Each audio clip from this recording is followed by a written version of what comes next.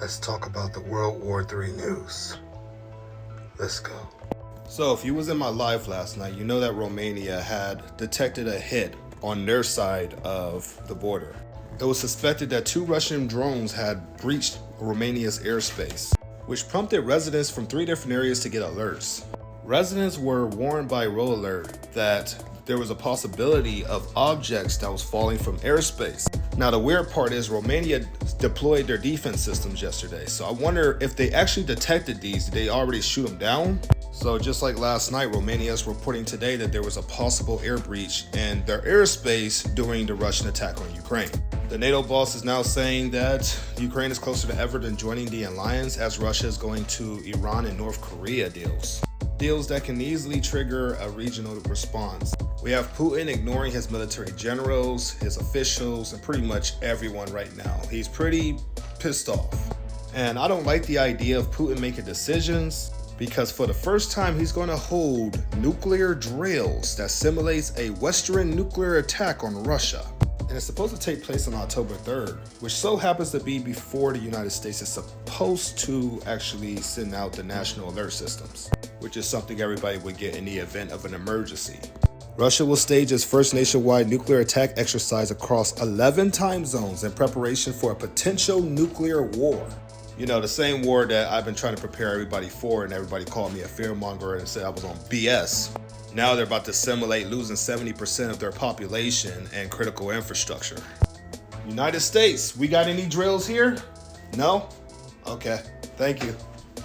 The one-day nuclear attack exercise, which has only been done region by region, will include preparation for the destruction of up to 70% of Russian housing stock and life support facilities. It would assume the scenario that martial law has been introduced in Russia and that it is gone through a full mobilization. Nah, something's up. This is D-drill.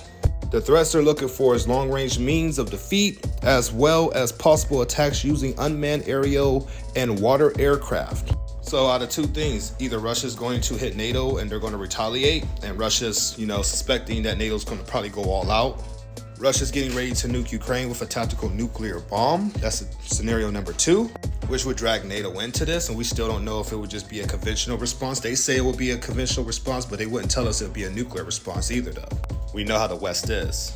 Or 3, NATO done put so much money into this war that they're ready to actually step up and start a war between them and Russia, a full-scale war, which would explain the mobilization. So maybe it'll be fought for a little bit and then go to the next level. President Zelensky is now saying that we will do everything to ensure the safety of Ukrainian and Europe from Russian nuclear blackmail. And they're talking about the Zaporizhzhia nuclear power plant because they're about to try to take that back.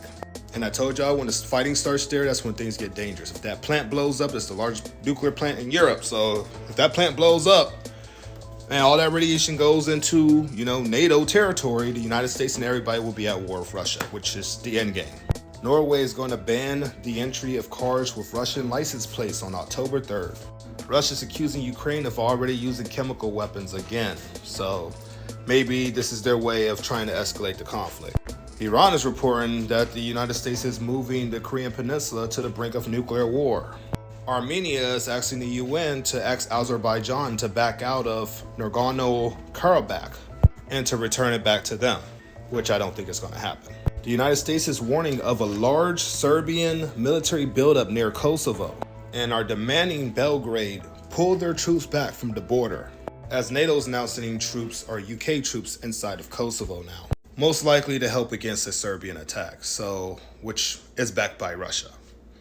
Looks like the world's really getting crazy, guys. What y'all think? And Romania has blamed Russia for jamming their GPS ships, causing a collision in the Black Sea.